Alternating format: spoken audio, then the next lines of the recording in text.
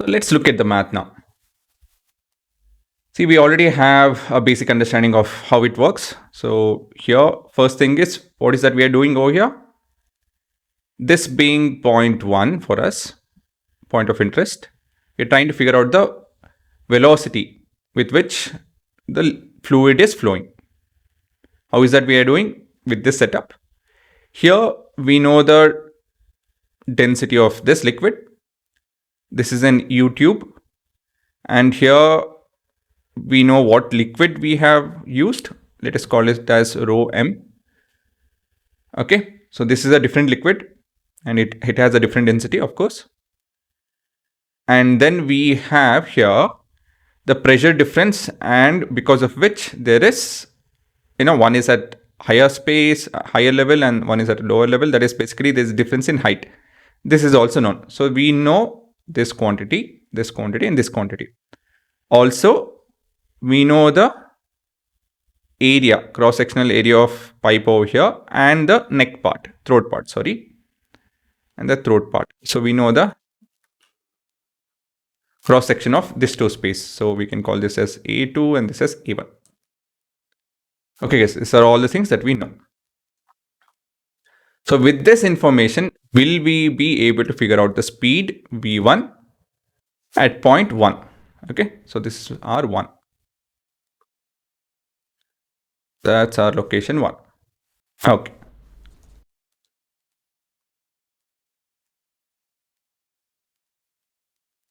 Now by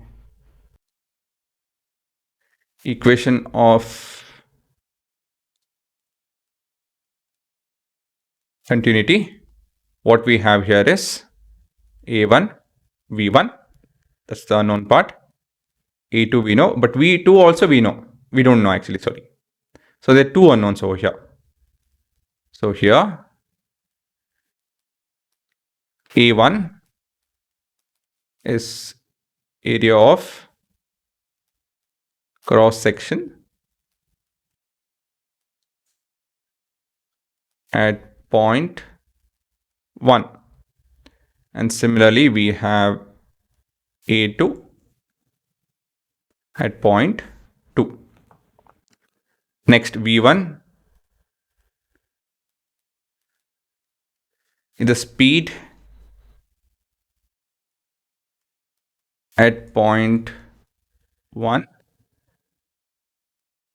and V2 is the speed at point 2. So this is a scenario. Okay. So next is what? Yes, we need to make use of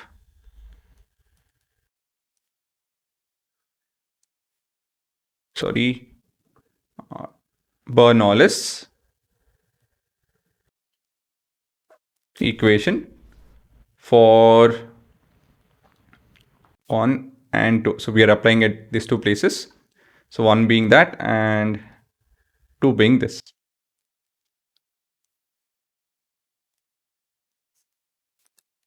So that being the setup. So let's write the equation. So P1 plus half rho V1 square plus rho G H. So pressure at point 1 is P1 and the velocity with which kinetic energy is this, and you have your potential energy.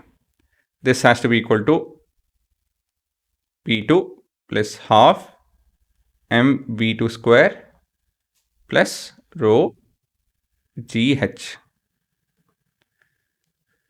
So we can clearly see that 1 and 2 are at the same height. So we have rho GH and rho GH. H is, oh not sorry, that H. So let me call this as H1 and H2, so that there's no confusion. H1 and H2. Then what else can we write as point 1 and 2 are at same height. We have H1 which is equal to H2. So we have this two quantity getting cancelled, right? A bit of rearrangement. So remember, we are trying to figure out V1 square.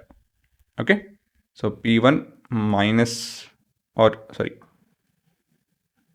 half rho V1 square is equal to P2 minus P1. Okay. Then what else? Plus half rho V2 square. But V2 is also unknown. What to do? I'll give you guys a clue. The answer is over here. In the screen, that is. Anything? We have to make use of equation of continuity, because we know A1, A2, this is the second equation. That is the first equation, sorry. This is the second equation. Two unknowns, two equations. We just need to be smart about it. That's it. Okay. So from 1, what we have is V2 is equal to A1 by A2, A2 by A1, if I'm right. No, wait. A1 into V1. Okay, yeah, sorry, 8. So if I substitute it over there, what we end up with is half rho V1 square. I'm transposing this also actually. Half rho, I should have done it in the last step itself.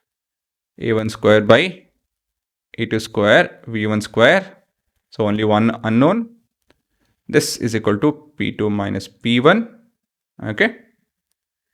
And if I take out V1 square, oh yeah, by the way, before that, let me do that.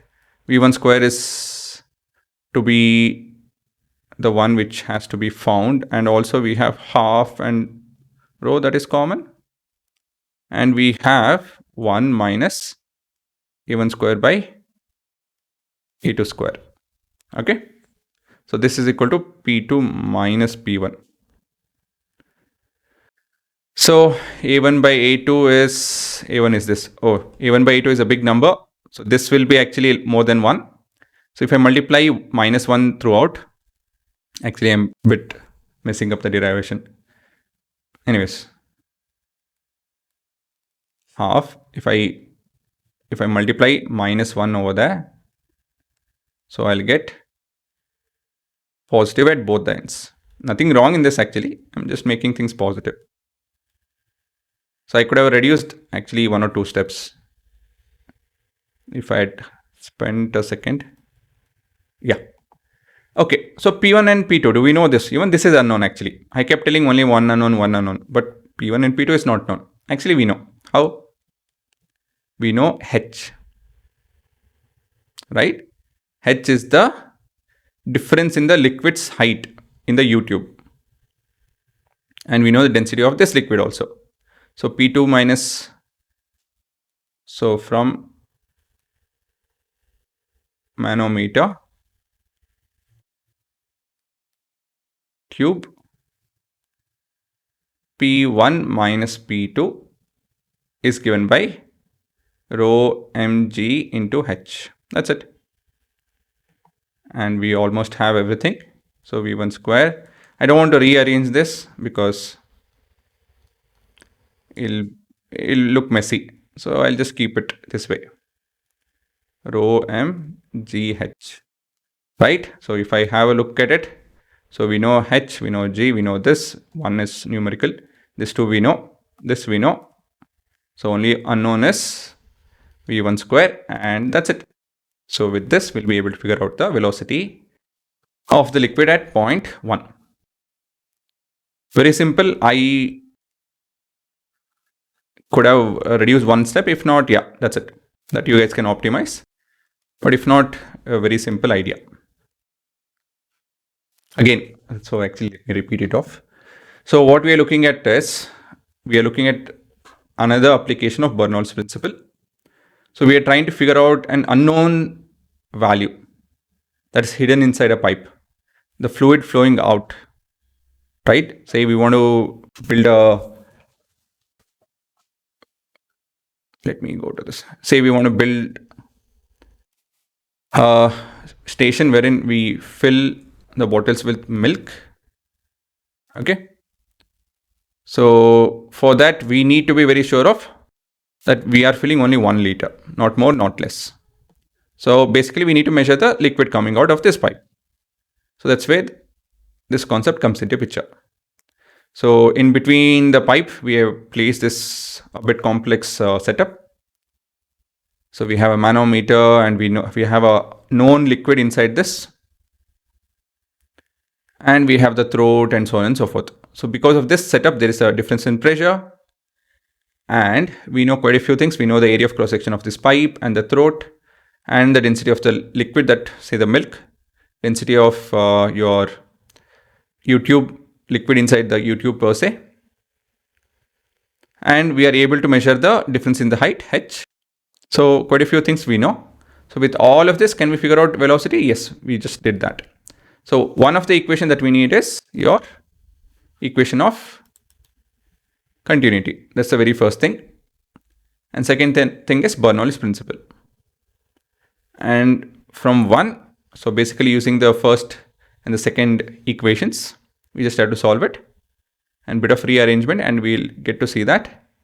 And yeah, sorry, one more equation that we need to use is manometer, tube, whatever it's able to measure. Using that, three things. We'll be able to figure out the velocity. Okay. Yeah, guys. So you can pause and have a look.